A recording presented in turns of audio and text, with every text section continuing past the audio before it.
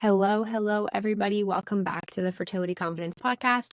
I have a wonderful interview ready to go for you today with Michelle Oravitz. I still don't know if I said that right. This is like the third time I've tried to record this, but she's an acupuncturist specializing in fertility. And we had a really beautiful conversation about Chinese medicine and specifically how all the different organs in our body are connected to specific emotions. And I giggled when we were recording because Michelle was really bringing me back to my school days. We learned TCM in school. I had to memorize all of the different emotions and channels and paths and all of our organs and all the different qualities that they have. And it's such a different language. So like when you're actually in the thick of it, trying to learn it and remember it for tests, it becomes very challenging. But it's also so cool and so fascinating. And so she shared with us all the different organ systems, but specifically how the uterus is connected to the heart and the emotion of joy, and how can we actually help to strengthen that connection.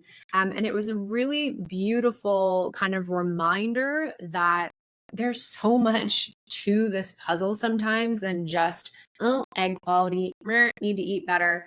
And we forget that. Even myself as a practitioner, I often forget that. So Michelle was a wealth of knowledge when it comes to how different emotions impact our body, what that means for us, what we're looking for, how we can support our body. And she is a podcast host herself. She hosts the show, the Wholesome Fertility Podcast. Make sure you check that out if you haven't already. And she's on a mission to help women get pregnant through using acupuncture as well as her virtual tools, which is so awesome. And later this month, her book, The Way of Fertility, comes out. So I'll make sure that we pop that link in the show notes, as well as where to find Michelle on social and on her website will be down in the description. But I hope you guys enjoy our conversation.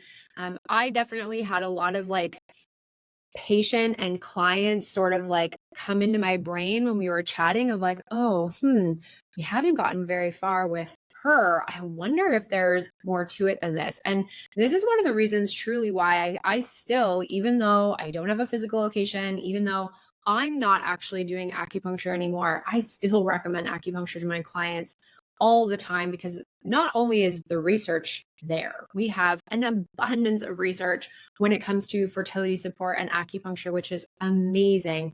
But it's this whole other avenue that we can walk down, and different view and way of looking at things, that if we're trying to take a whole body approach to fertility, it makes sense to incorporate some of these Eastern principles, because they actually flow. We chat about this with Michelle. They actually flow really beautifully with the Western concepts that we often get kind of pigeonholed into thinking only about. And there's just this whole other way to look at it. So enjoy the conversation with Michelle. Make sure that you check her out. All her info is in the show notes, and I'll see you guys next week. Hello, everybody. Welcome back to the Fertility Confidence Podcast. And I'm sitting here with my wonderful guest, Michelle. Thanks for joining me. Thank you, Dr. Kelsey, for having me. Why don't we start with you just sharing with our listeners a little bit about you? Okay, so in my previous life, I was an architect. I haven't really started out this way, but I think a lot of people in our field tend to start out as patients, which was really my story. Yeah. And I had irregular cycles, so I had lots of reproductive imbalances, and I never really knew what to look for, what to do. And after a couple of years, I got my period at 13, but I was irregular. I would get like 2 months or 3 months between cycles, and my mom took me to an OB at 17, and I remember him giving me, like, I'm thinking, okay, I'm going to go in there, he's going to give me the directions, exactly what I need to do to heal myself, and I'm going to be cured. And he gives me the birth control pill. So that was like the beginning of like like, what does this have to do with my period? Well, you're going to get your period on time, so and then I was like, well, what happens if I get off? Like, can't you just like fix this? And they're like, no, you're going to go back to how you are now. And I was like, none of this makes sense. And it was kind of my first experience, like not getting a true answer, getting like a Band-Aid. And not to knock Western medicine, because they're amazing at what they're amazing at. But there are definitely things, as we know, that can be done to address root cause. And at the time, I thought all medicine did that. I mean, I didn't know what root cause was, but I thought we were going to fix it.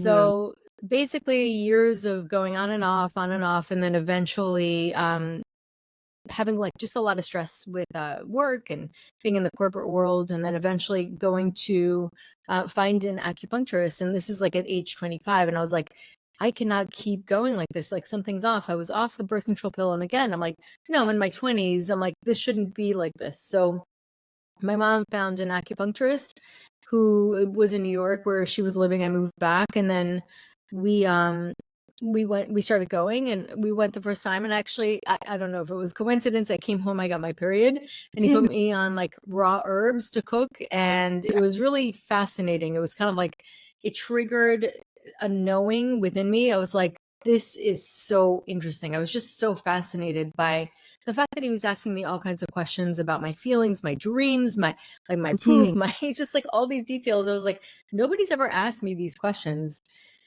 And it's funny because I see my patients for the first time, if I've never had acupuncture before, coming to me and being the same way, like, this is like a lot of questions, and this doesn't, well, I don't really want to work on my poop. I want to work on my fertility. I'm like, well, it's all part of the same thing. So it was really fascinating. But yeah, I mean, that was like the one thing that resolved my condition. And I also started to feel better overall. So it was like, I wasn't just getting my periods monthly, but then I started sleeping different. My skin got better. Like I felt better, and my energy increased. And I also felt like things that used to bother me, I wouldn't ruminate as much. So I was like, that's interesting. I feel like more consolidated. So eventually went back to school and studied Ayurveda, started with Ayurveda. Then I went for acupuncture. And then, of course, hypnotherapy, because I'm really fascinated by the mind. I feel like I'm a forever student. I'm just always going to want to learn. I think we all are. Once we get ourselves here, and then we're like, oh, there's so much more to learn. It's the rabbit hole. Yeah. That's amazing. I love that story. And you're not wrong. I feel like a lot of us have some version of that. Like, I love hearing about that moment of people's first experience with quote unquote alternative care and that different way of approaching things. Because it was the same for me when how I got into naturopathic medicine really was having literally one appointment with an ND, and walking out going, no one's ever like asked me any of that before or approached it that way. And it was so basic and so simple, like looking back on it, this version of me now, but it had such a profound way of showing me that there are other options than, also in my case, birth control, because that was the one option Western medicine was offering me. And I didn't know that that's what I wanted to do at the time. And so over the next that was probably 2 years before I actually applied for school, I kind of just found myself sort of continuing down that path unknowingly before I was like, oh, maybe I'll try this. Like, this makes sense. And I love hearing people's like first experience, because I see it too with my clients where they're like, oh my gosh, I've never, like, this was such a profound experience. And sometimes they go on to like study nutrition and do those types of things because it's unlocked that piece in them knowing like there's more to learn about the body. Yeah, it's fascinating. It's a calling. Absolutely. Absolutely. So let's talk. I'm really excited to have this conversation about how emotions show up and impact the physical body. Because I think we've dabbled in it in the podcast before in terms of coming at it from like a mindset focused approach and probably a very like Western focused approach. But when I say emotions impacting the physical body, what do we mean by that? Can you explain a little bit deeper? Yeah, so I'm going to talk from a Chinese medicine perspective, and then of course I can talk about just my own perspective on how we need to process them. But from a Chinese medicine perspective, they look at the energetics, not just like the function of the organs, but they look at the energetics. They also look at like whether it's yin or yang and what really tendency and pattern that each of them have. And they look at organs almost like personalities that have spirits and souls and emotions that are tied with it. And it's fascinating because you look at like kidneys and they say the emotion associated with that is fear. And fear meaning if it's imbalanced, it will cause a feeling of fear. But think about it. What's right on top of the kidneys? Your Mhm. adrenals Your nose. that get impacted by fear. Mhm. So I always think those things are kind of interesting about what's been taught for so many thousands of years. And then they look at the heart, and the heart houses joy. And sometimes if the heart is really out of balance, people have like an overcompensation of joy when they start laughing to themselves, and they're a little, it's like a Shen disturbance, but it basically is an imbalance. Mhm. And you could see that when people have like mental imbalances, that's one of the things you'll see. And they talk about how joy is good, but within a good amount, like with a normal balance. And Mhm. then what's fascinating about that is that they see the heart is housing the mind. And so if you have anxiety or anything, any kind of stressors in your life that are very strong on the anxiety aspect, or like really, really strong emotions, it can impact your heart state. And if you have an imbalance in the heart, it can impact how you feel. So it's kind of like it could start from here, it could start from there. But either way, they have a relationship. And now with modern science, we're seeing Heart Math Institute, where they're finding that there is a correlation, a connection between the heart and the mind, and that Mhm. they do have a relationship. And when they're coherent, there's a state of peace. And if they're incoherent, you don't feel good. You feel not clear in your mind. You don't feel well. You feel anxious. It's associated with feelings of like distress. Right. And so that to me is fascinating when science is catching up with thousands of years worth of what has been taught. And then you look at the liver, and the liver is very much associated with the emotion of anger. And so when you have a lot of stress, so the liver's job is to ensure the free flow of qi. And the free flow of qi, the best way I can describe it is obviously your body's getting the flow, but you're also feeling flow in your mind. When you're going on vacation, you just feel like at ease and you don't think about anything, and there's less constriction. You feel that constriction, not you don't feel the constriction in your body, and then you feel it when you're stressed. When you're stressed, you get tight, and you can feel it in your muscles. And so the tightness of that is eventually impacts the ability of the liver to do its job, which is to ensure the free flow of qi. So we Right. call that liver qi stagnation. And so when that stagnates for a very long time, it can cause feelings, emotions of anger. And if you just look at a person who cannot handle alcohol, it's crazy, but you will see some people just genetically cannot handle alcohol. And what happens? They get really angry. So Mhm. you do see a lot of things that have been taught throughout history with Chinese medicine, and it does show up as patterns that if you start to observe it. Right. And then spleen and stomach, a lot of the emotions is pensiveness, like overthinking. So your digestive system, they say, is like another brain. It's your Mm. second brain, and so your gut really impacts the brain. The brain impacts the gut. So that's another fascinating Yeah. thing. Worry stomach. That's Yep, how I always remembered that's it. true though. That's Yeah. that's a perfect way to say it. Mhm. Mhm. You're bringing me back to like, this is giving me so many flashbacks of studying because I learned all this in our training, but I don't use it these days. Like when I don't dabble in TCM with my clients, I refer that out because I definitely didn't retain Yeah. all of that Well, everybody information. But I has their remember, concentration. right? Like I just remember learning. There's just so TCM is fascinating to me. Like if I could go back in time, I would probably have a hard and knowing what I know now, I would probably have a hard time picking like what avenue to go down fully because you just there's so many intricate connections, but the way that you speak about the organs, it sounds crazy, like politely.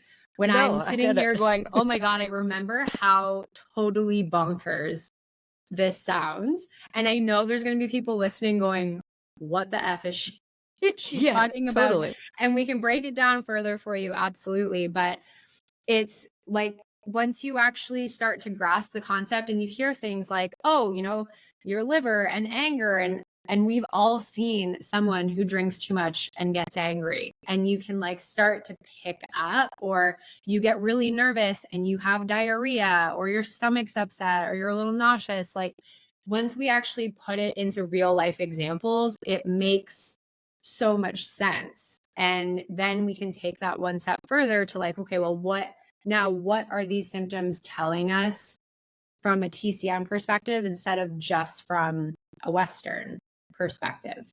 Yeah, for sure. And one of the things that I will say, it's like sort of two ends connecting together. So, like I said, with the stress can cause, or emotions can cause the heart to have imbalances in the heart can cause the emotions to come up. So when you're having emotions, whether it's in response to something, that will have a direct relationship with your organs. If you have an imbalance with your organs, it will let you know what's going on. It'll give you, the emotions are an amazing compass of what's happening with your body. And a lot of times people do somatic therapies where they're connecting with their body in order to process emotions so that it's not as overwhelming as when you're coming at it from a thinking brain. Right. So there's so many intricacies. I mean, there's so many ways to look at it. But if you think about it, your body's symptoms and how it impacts your emotions is a very genius design to get your attention. When you're hungry, that's why they come up with the word hangry, Yeah. because you will feel really grumpy. And the reason you're feeling grumpy is because your body needs something. Right. It's telling you something, it's communicating with you. Right. Okay. I want to go back really quickly because I can hear, if I were to come at this conversation with no knowledge, I have a few questions. So, can you describe what you mean by qi? What is qi? Okay, great question. So a lot of people, so qi is a Chinese medical term, and a lot of people refer to it sometimes in martial arts, and you'll find Ayurvedic medicine, they talk about prana. So qi is considered like energy, but it's not just energy. Energy is part of what qi is, but qi is not energy. Qi is really life force vitality, and that includes energy, but it also includes like an intelligence within that energy, and it also includes oxygen, and it pretty much gets the body moving. It's the one thing that takes the anatomy and turns into into physiology and is able to get things functioning. And very much related to, it's more of a yang describing aspect of the body. The yin and the yang is something that we refer to a lot in Chinese medicine. Most people know that it's opposing forces. The yang is more active, more fiery, more like has more heat, is more like the sun. The yin is a little more cooling, more moisturizing, it's more inert. It's more of the rest aspect. So you could look at like the rest and digest versus fight and flight. Not to say that like yang is bad, but it's that active aspect that we have for a reason. Yeah. So qi is basically something that really brings life to our body. Right. Yeah. Yang's not bad, just like cortisol's not bad. We need Exactly. cortisol. We need that stress hormone and we need yang energy, but we need it in the right amount.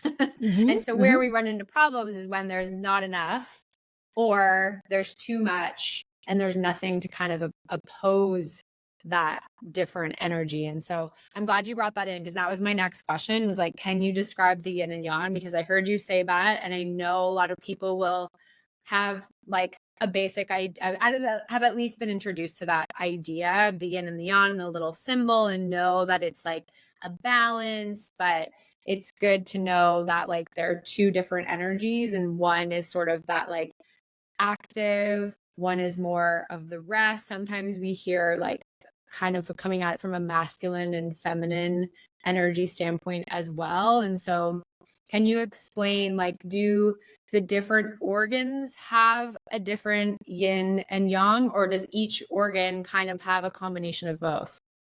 So that's a great question. And also just to mention that even with the yin and yang, nothing's 100% yin, nothing wasn't 100% yang. They have a little bit of each other. I'm going to go into the sperm and egg really quick, and then I'll go to the organs. Yeah. So if you look at the sperm, it's very young. It moves fast. It's very active, but it has an incredible surrounding protective fluid that is extremely yin, and it needs that yin in order to be as young as it is. Right. So they support each other. Yeah. The egg, which is very inert, very slow moving, very yin. However, it is holding insane potential energy in it with like hundreds of thousands of mitochondria. Right. So it's basically like this energy of yin, but it's ready to go. Yeah. So it's really fascinating, how one has the other. And in Chinese medicine, we look at paired organs. So I had mentioned the spleen and stomach. Right. There are yin organs were a little bit more hollow and letting things through. The only one, and then yang ones are a little more solid. The only one that's kind of a strange one that's yin, that's not quite solid, is the lungs.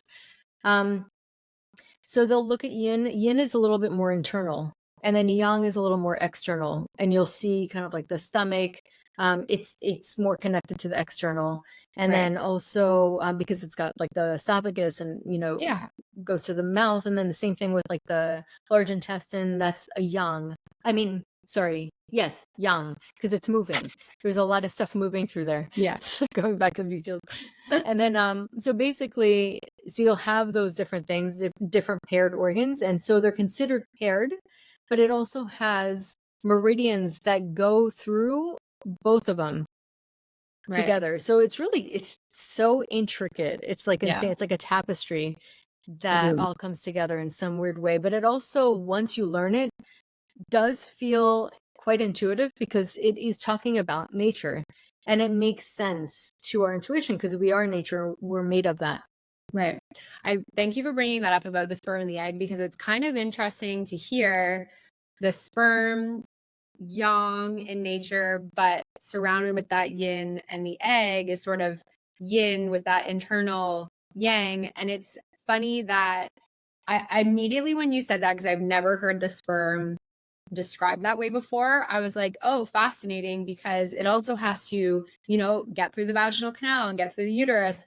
I bet that's a very yin environment. And so it's given itself this yin protective barrier to survive. And women need to make cervical mucus. I bet that really helps that. And so we talk about all those things from a Western perspective in terms of like pH balance and that cervical fluid highway and motility of sperm. But we can also have the exact same conversation from a more energetic perspective as well. And both are so important.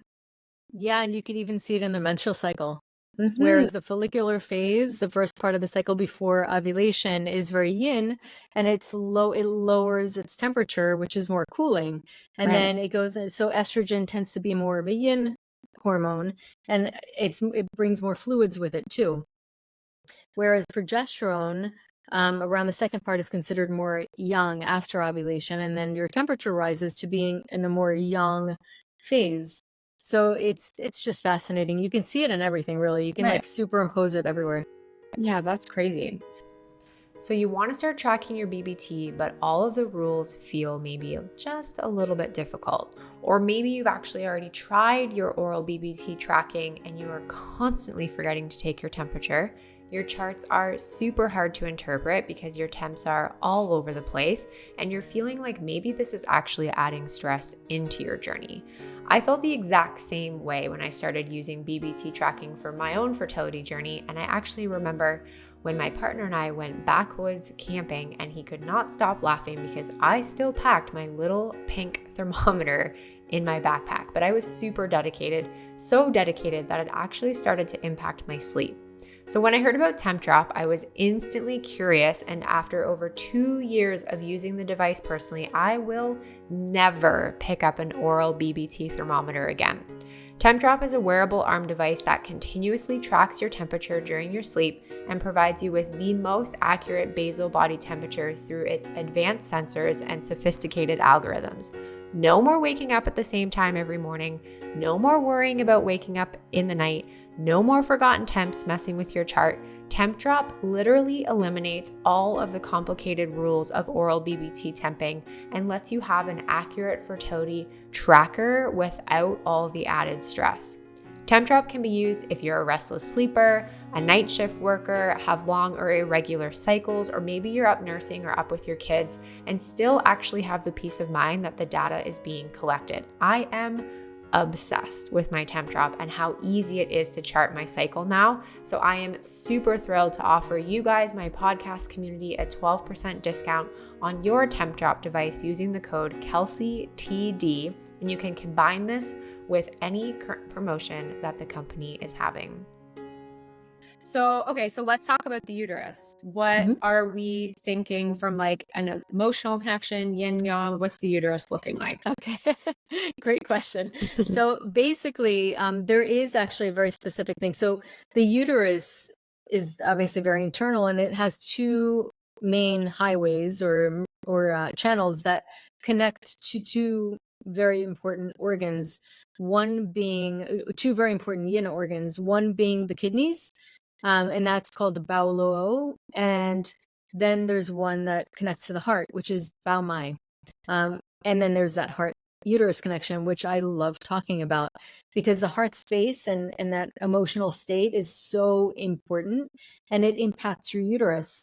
And what the role of the heart is really is to open the uterus. And what I find fascinating is that when people are about to prepare for birth, what's the hormone that increases around that time? Oxytocin is considered the love hormone, right? Right. So in a sense, Mhm. oxytocin opens the uterus, but then also it raises goes it goes up more for women actually, and that's why women tend to get more attached after sex, but it will increase around orgasm and it also rises as you go to ovulation. So why would that be if it didn't have any role really in fertility? Right. And the fact that it has contractions, and then there's this upsuck theory where when you're having an orgasm, you have uterine contraction that actually helps the sperm to go deeper. So that's the connection that I'm making. That's not really a scientific thing, but it's just, I know these facts and it just makes sense to me that there's got to be something that has to do with emotions, feeling connected with other people, Right. and being kind of regulated in the heart, which is technically what Chinese medicine says. When your heart is balanced, you feel at ease and you connect more with other people and you feel happy and joy, but like in a good way. And then having that be such an important aspect and connection to the uterus and why it's so important in the fertility world for self care and self love and really nurturing yourself through this process because it could be so stressful. Right. Yeah. And we've talked a lot about self care and stress management techniques, but if we're coming at it from an angle of that heart uterus connection, are there more specific self care practices that you would recommend to your clients that help from that TCM heart uterine connection? Yeah, so one of the things you'll find, people feel like, oh, I shouldn't feel these feelings or I should feel more positive, and that's not. I wouldn't say that that's helpful. I think Right. what is best is to feel the feelings, to fully allow yourself to feel the feelings and validate yourself and be with whatever is coming up. Because when you allow yourself to really process, then it starts to move through. And so allowing that validation, and then you kind of see a lot of different people saying, oh, just relax, or, kind of like almost minimizing the emotions that are very real and raw. And it's important to have a space where you're validated, where you have community, where you're able to really express yourself. Because without expressing yourself, you're just going to hold it in and you're going to deny your own feelings. And it's important to really like self love, self compassion, self grace, really giving yourself that nurturing to allow yourself to feel the feelings and not to with no judgment, just really to truly feel it. So I say that is a really important part of it. But also you could do things like one of the things that I love doing is meditation, which is also based in ancient wisdom and is a Buddhist practice, and it's called the loving kindness meditation. So, Hmm. what it is supposed to do is it cultivates love. And so, you're cultivating love. You always start out by wishing yourself well. And there's like a series of things that you say, may I be well, may I be healthy, may I be free of suffering, may I have peace of mind. All the good things. You're just like blessing yourself. And you start with yourself because it's really important to start with the self. And I think oftentimes we're supposed to be martyrs and totally put ourselves We're last. blessing everybody else. Exactly, exactly. But you really, it all starts from that center. And then you go on to the people that you adore and love so much. And you can even think of a pet that you're cuddling with, like that feeling of love, that unconditional love, or the feeling that you felt from a grandma or some kind of really nice nurturing connection. Just cultivating that feeling. And when you feel it, the more in tune you'll be, you start to discover that it actually does feel that warm and fuzzy feeling in your heart center. So Mhm. you'll start to feel your heart responding. So then little by little, you go outside the ring and then you go to people that you really like and then people that you're neutral about. And then eventually, and I say when you're ready, because it really depends on where, what has happened to you. You can go on to people that have hurt you or that you haven't forgiven. And that it has to be a personal decision because obviously there's so many different variables out there.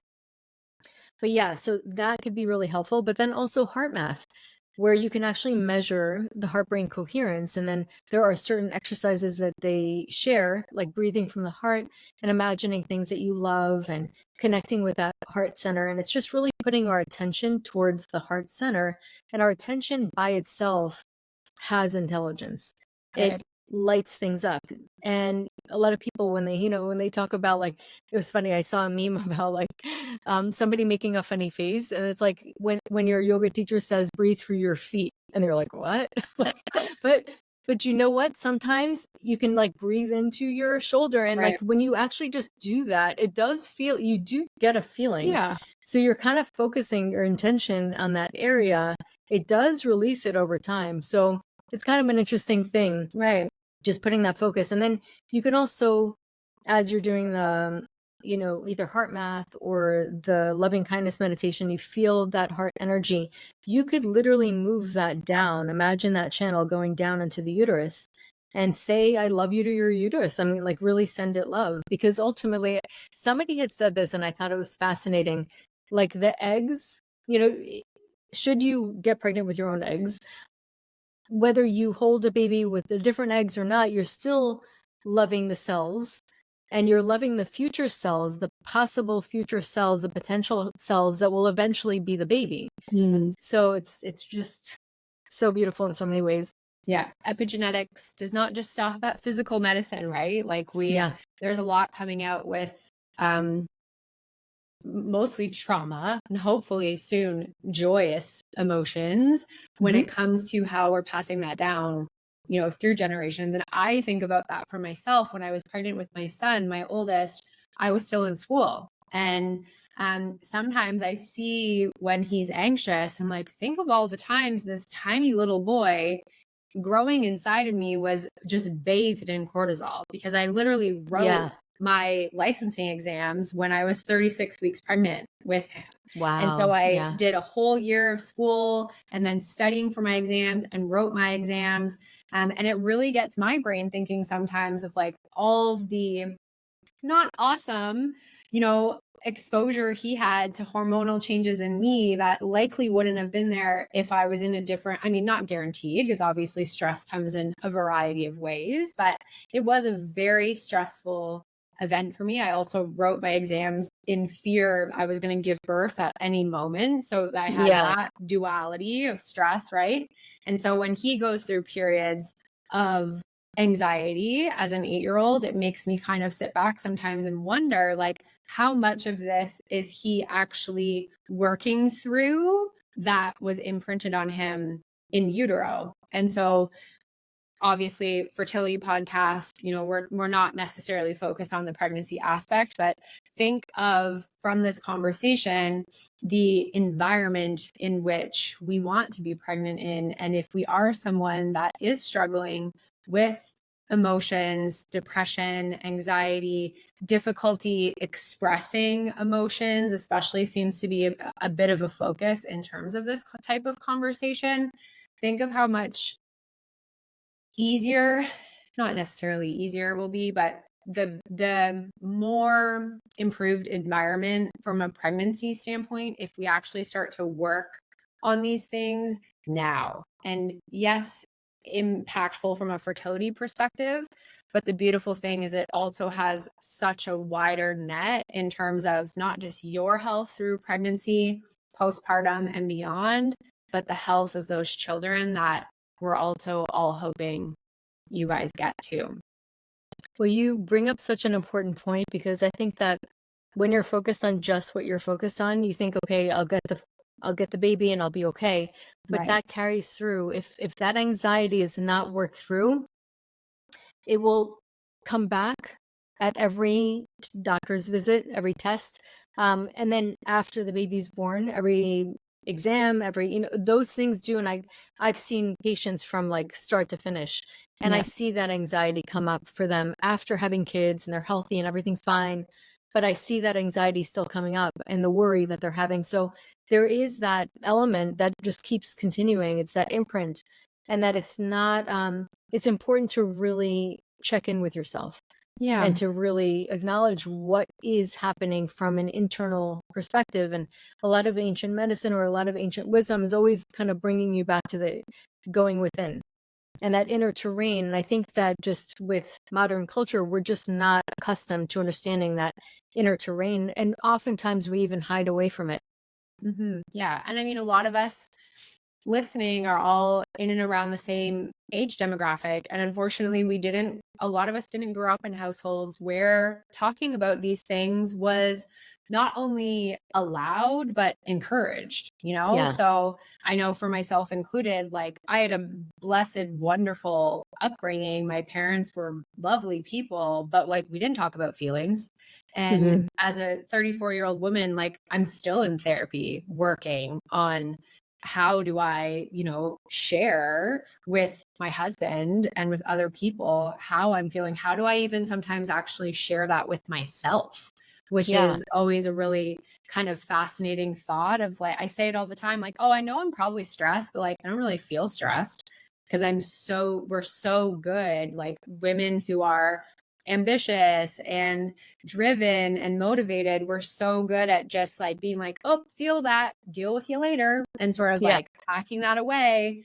And we talk a lot in the fertility space of like carrying the backpack and cycles of grief, when a cycle doesn't work, we're just moving into the next cycle, but we're not really giving ourselves the ability to properly grieve the fact that it didn't work or you had a loss. And we're just throwing that rock in our backpack and like Hmm. continuing through. And eventually we've got a lot of undealt with garbage that we're dragging through our fertility experience. But once, like you just said, once you get pregnant and give birth, like that backpack unfortunately isn't going away. Like we still need to deal with all of that. And so first and foremost, working on, if you are someone like me that has struggled with how am I feeling and how do I express that, like finding ways to start to explore that and then diving deeper into that world once you get there.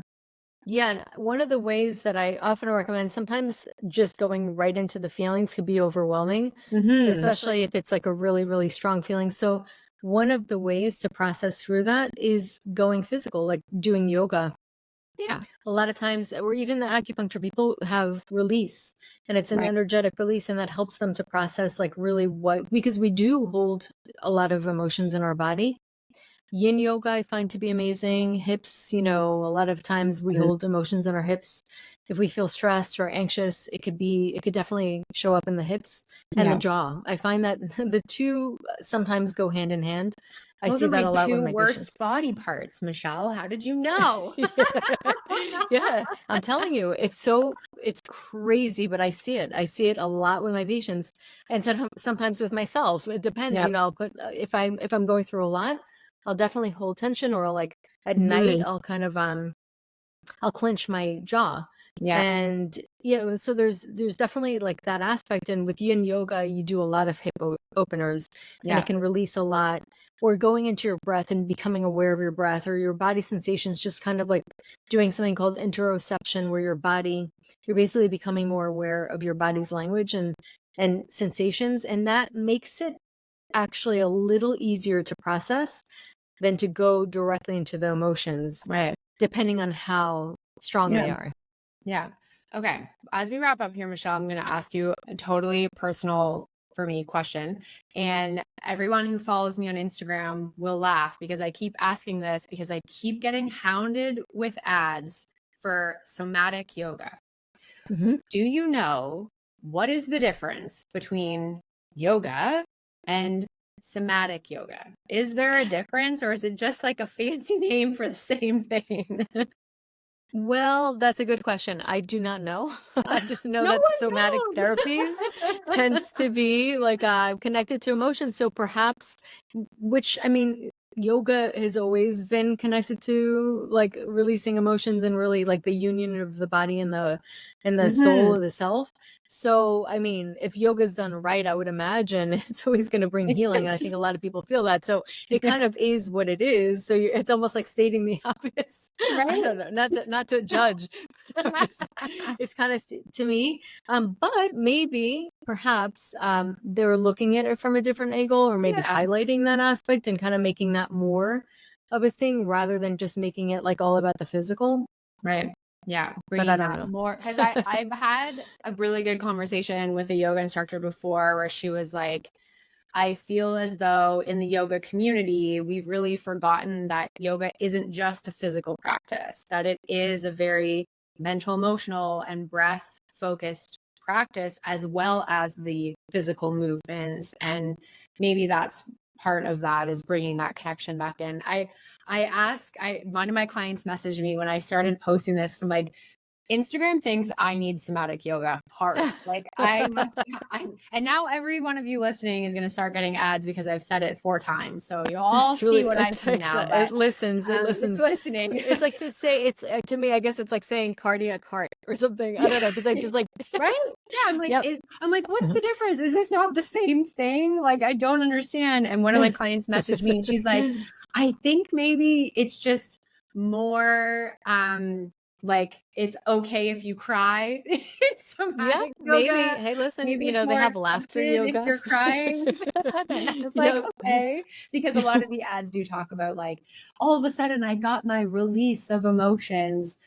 So maybe it is. Maybe there's more focused like hip movements. I'm not sure. I just felt like Yeah. this conversation was going that way that I'm like, I'm gonna throw this out to Michelle and see if she's like got some info that I don't have that I need everyone in my world to start doing this like special type I'm of gonna start yoga. looking into it now. Yeah. Now that you Well, mention you'll it, get all the ads now. So I once you will. figure it out, shoot me a message. I will for sure. Oh my goodness. Okay, Michelle, this was so wonderful. I even feel like I learned a lot and it brought me definitely back to my roots of school and which was really fun for me Hopefully, to good like memories, right? hear. Yeah, I started getting heart palpitations at first, but That's I calmed down right. and was like, oh my gosh, I remember that. I remember this. Like, there's just, oh, I had this conversation with, gosh, I can't remember. It was sometime this week or last week talking about fertility and working in the fertility space. And I was like, the crazy part is like, there's still so much to learn. Oh And, yeah. there's so much I say it to my clients all the time, like, there's so much we're going to learn, hopefully in the next 5 years, hopefully in the next decade, that's just going to make this different. And we have to, unfortunately, like work within our means of what we have now. But there's so many different roads you can go down. And the beautiful part and the part that I want everyone who's trying to get pregnant to really strive for is how do I marry all these together that makes sense for me Yeah. and not fall into the trap of what our standard medical practice kind of shows us of like you wait 12 months and then you see an OB and then they can't help you and then you go to the fertility clinic and then you do IUI and then you do IVF and it's like those 5 steps are all that it is and that's not true. And there's nothing wrong with those 5 steps and I often recommend those 5 steps to my clients, but we're also branching out along the way and bringing in all these other amazing modalities and speaking about the body in this more energetic way might really speak to you. And so exploring TCM and Ayurveda and those different types of practices might be something that while you're going through the fertility clinic process is still very, very supportive of you, whether you're there or not. So Yeah. as we wrap up, like I said, thank you so much. And how I end all of our episodes is asking for you to leave one piece of fertility advice for someone who is listening right now. So I would say listen to your body. Really develop that connection because your body speaks to you in ways that you can't even imagine. So Mhm. start listening because that intelligence, that really makes your body work so beautifully and keeps you alive is real. And we know that it's real. It has to be, because how would it function otherwise? So Mm, that intelligence knows how to communicate with you, right, because it has to be around. It cannot rely on, like, us living in a society where we have doctors to go to, where, animals have that and they know what food to eat, they know when they shouldn't eat. So it's important to really build that connection again, because I do think that sometimes we get conditioned to override it. right. And yeah, so I would say make that connection again of Yeah. listening to your body. Yeah, I really love that because it's true. I think a lot of times we forget to, and then we over, like you said, we kind of override those signaling. But then also in the fertility journey, it's really easy to fall into this place of feeling like a victim to your body, and Mhm. more dissociation happens with that, of thinking your body is failing you, right? When in fact we want to get deeper connected and have a better understanding. And so reopening that door with yourself, and maybe starting with asking yourself, like, who am I? What do I Mhm. like? Like, what have I put on the back burner that I actually maybe need to pick up right now to give myself a deeper sort of connection to joy in a positive way, and sort of start exploring aspects of yourself that maybe the fertility journey has kind of stolen away from you. Yeah, beautifully said. Thank you. Amazing. Thank you so much for joining me, Michelle. How can our listeners find out more about you?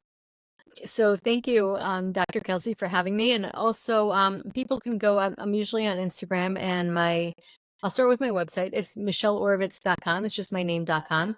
And you can find a lot of information there. And then my website, my Instagram, which I like to hang out in a lot, is at the Wholesome Lotus Fertility. I have the Wholesome Fertility podcast. And then I'm also, my book is coming out, The Way of Fertility, and it's all about the ancient wisdom that underlies Ayurveda, Chinese medicine. It's really the core message of the fact that we are really designed to procreate, and we're designed to thrive. And it's just a matter of listening and getting back to that wisdom. Amazing. Awesome. I'll make sure all of that as well. When does the book come out? The 22nd of April. Oh, so soon. I'll make sure all of that is in the show notes, as well as a link for Michelle's book so you can check it out. So thank you for joining Thank me, and you. we'll chat soon. Yes, thank you.